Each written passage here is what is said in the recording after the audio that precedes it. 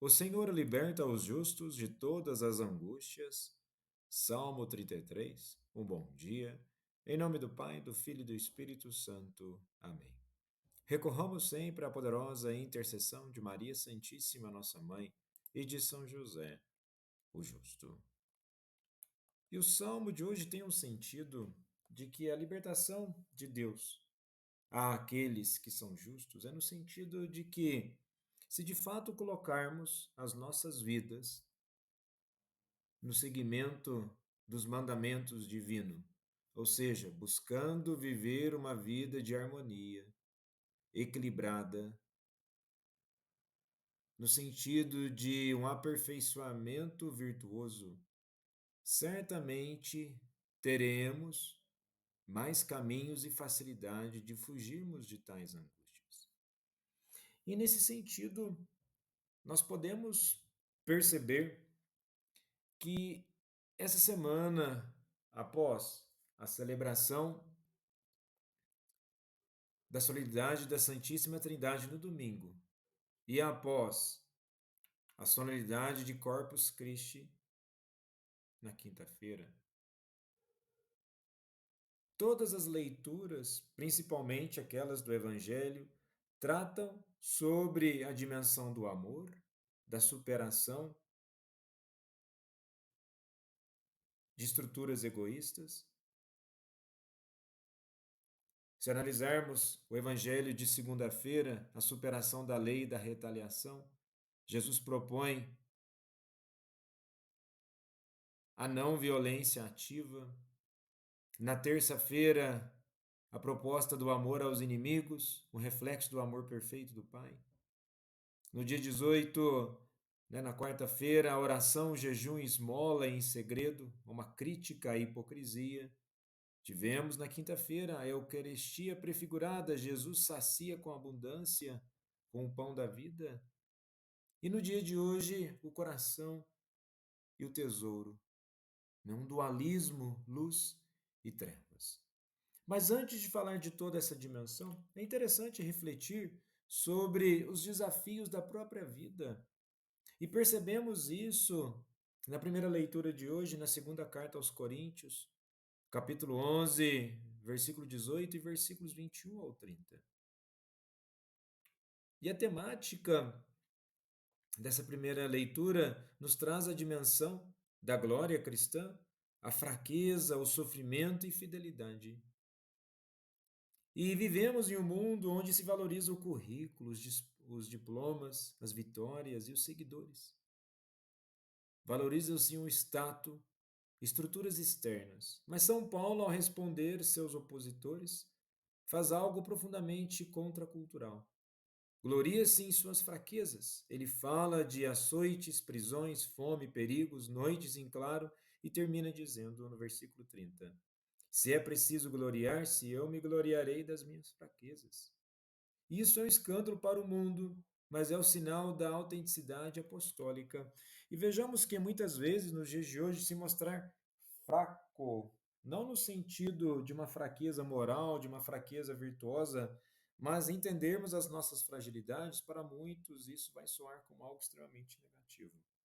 Mas vejamos que o caminho do autoconhecimento passa exatamente para entendermos onde nós somos mais fracos para podermos nos fortalecer. E Paulo entra numa loucura retórica. Seus adversários, os super apóstolos, vangloriam-se de títulos e sinais, e ele responde listando suas humilhações. Ele não diz, fui recebido por reis, mas fui açoitado. Não afirma, plantei igrejas com grande sucesso, mas passei fome e frio. Ele se apresenta como servo, não como estrela. E a cruz inverte os valores humanos. O que é fraqueza para o mundo é força no reino. O verdadeiro servo de Cristo carrega as marcas do Cordeiro. E assim com nossas vidas não pode ser diferente. Um cristianismo ao qual elimina todos os aspectos de uma espiritualidade essencialmente cristã e tenta fazer que vivamos os valores do mundo como se esses valores fossem cristãos. Tenta-se muitas vezes, com ideologias externas à própria espiritualidade cristã, implementar segmentos aos quais não são do cristianismo. E com isso nós podemos já refletir sobre a própria dinâmica do evangelho de hoje em Mateus, capítulo 6, dos versículos 19 ao 23. A célebre frase de Jesus: onde está teu tesouro, aí se revelará a tua luz, aí estará o seu coração. Jesus está falando a judeus familiarizados com o ensino sapiencial, como provérbios eclesiásticos, e com a espiritualidade dos salmos. Na mentalidade judaica, o coração leve é mais que emoção, é o centro da vontade, da moral e da decisão. A luz nos olhos remete ao Salmo 119, tua palavra é lâmpada para os meus pés, luz para o meu caminho. E guardar tesouros no céu é a expressão dos rabinos, que significa viver em justiça diante de Deus, como em Tobias 4, versículos 8 ao 10. A esmola guarda do pecado e deposita um bom tesouro junto ao Altíssimo. E Jesus acerta nessa afirmação até mesmo no sentido biológico, pois o coração é o primeiro órgão a ser formado logo na fase inicial de um embrião. E refletir sobre o coração é exatamente refletir sobre a centralidade da vida. Se não houvesse ali o coração, como que haveria os nutrientes necessários para o desenvolvimento da vida? Da mesma forma, Jesus, ao mencionar sobre o coração humano, é pensar sobre como de fato nós estamos nutrindo o nosso coração. Teologicamente, Jesus está ensinando que o local do nosso afeto revela o centro do nosso culto. O que você guarda como mais precioso é o seu Deus. Aquilo que nós guardamos de mais precioso também muitas vezes é aquilo que nós apresentamos a Deus. E a crítica de Jesus vai além da ganância, atinge toda forma de idolatria disfarçada de piedade.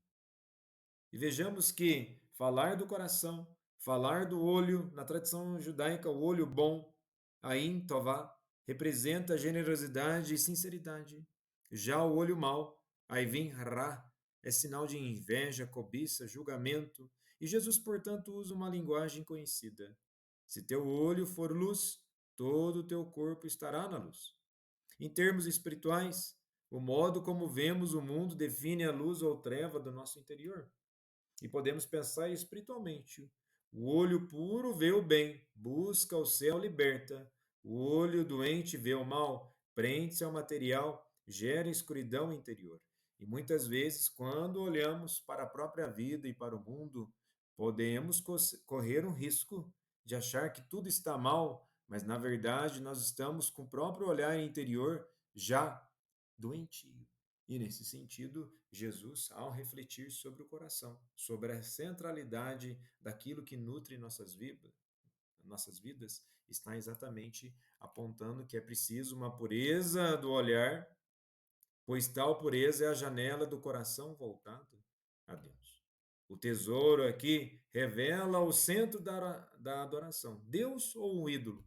O coração, como já disse, é fonte de decisão moral, aquilo que nutre essencialmente a nossa forma de pensar, define a direção da vida.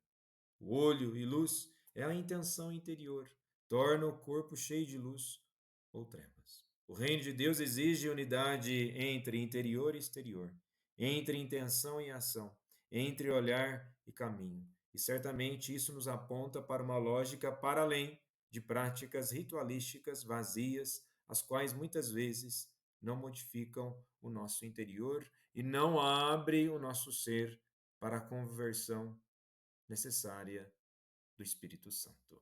Jesus, manso e humilde de coração, fazei o nosso coração semelhante ao vosso.